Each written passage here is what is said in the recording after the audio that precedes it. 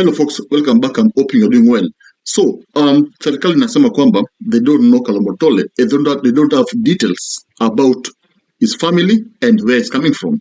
And his lawyers are adamant that Kalombotole is a 30-year-old man who has a family. Now akona kwao.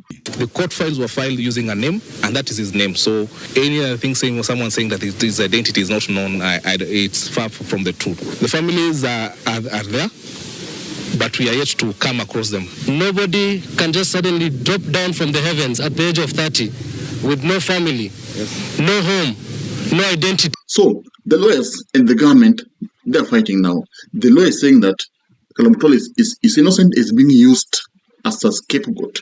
Serikali imemshika ndo public nyamaze wasione kwamba kuna wauaji kwa hospitali. So why do you think the government is now saying that hawamjui Kalombotole? One thing is coming out here. Remember, in the case ya Kware, where a young man was arrested, and of course the government alleged that this guy had killed 40 women and dumped them pale Kware.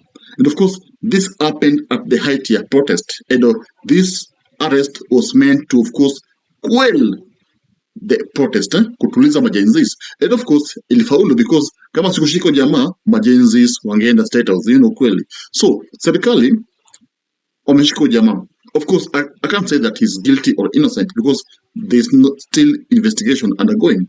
But our forces now, our investigators are questionable because they have history of, having dubious investigations. Then, of course, can't satisfy Kenyans. Now they're saying that Ujama awamjui. Mbona awamjui? Why are they saying that awamjui? Because they should be focusing on investigations. They should not be coming up with issues that Ujama tumjui penye ametoka.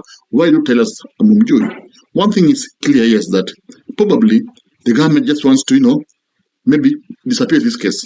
Inyamazishwe, Ujama ambiwe, werudi kwenyu. Ama labda shikwe, ama whatever. Because they have a lot of evidence to link this guy na murder. The evidence they're having is that kulikuwa na madamu, whatever.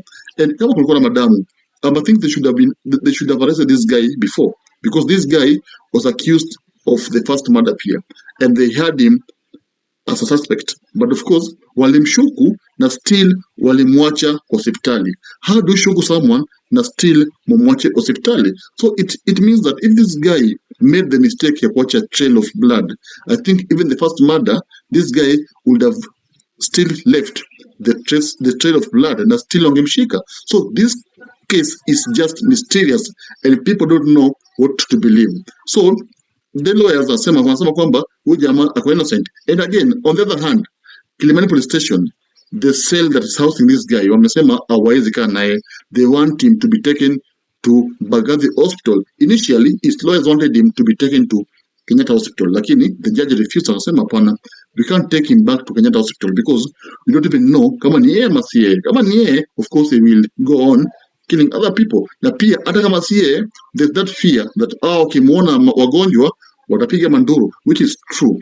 Now, the government took this guy to Bagathi Hospital, and of course, that's where he's being now held and up on anatibiwa because this guy suffers from, high blood pressure, a mental issue. So it's a weak person who cannot be held for cell, which is true. Cell itamuua. So, tell me, do you really believe that this guy is the killer?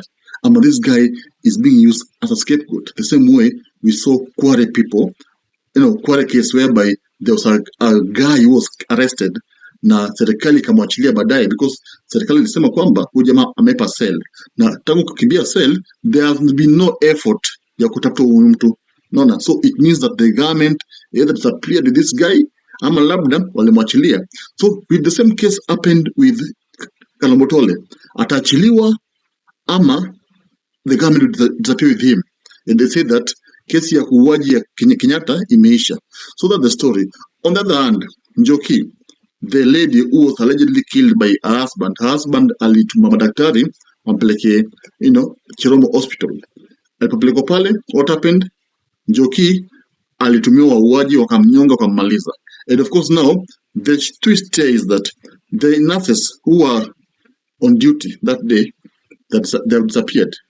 And people don't know where these nurses are.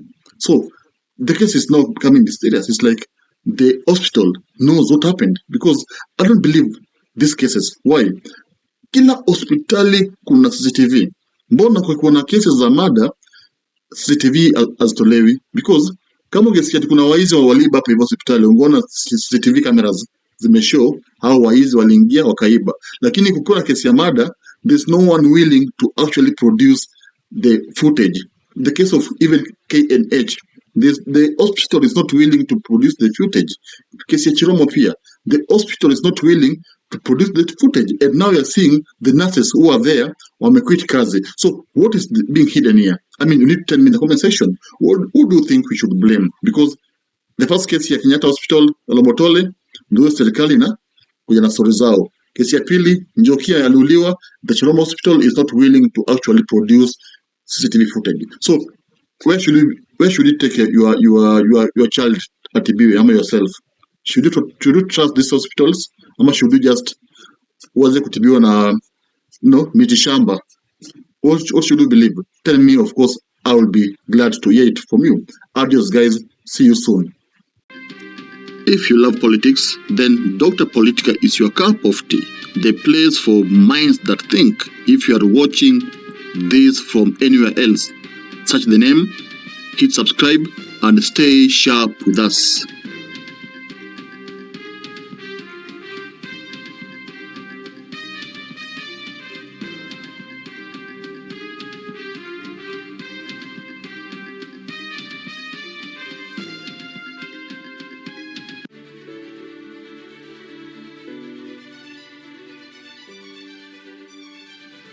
Thank you for making Dr. Politica your home for fearless political truth.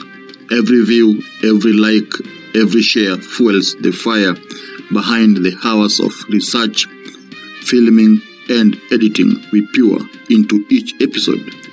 By showing up consistently, you don't just support a channel, you empower a voice. In a world ruled by headlines, spin, and power games, you remind us that real people still care about real facts. We are here to inform, inspire, and ignite critical thinking, not just for today, but for generations to come.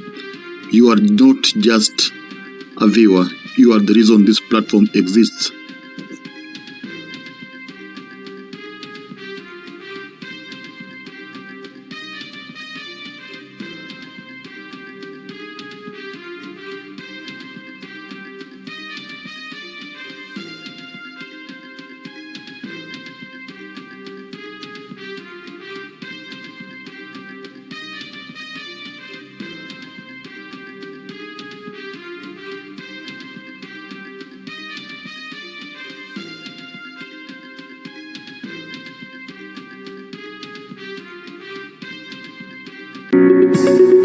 Thank you.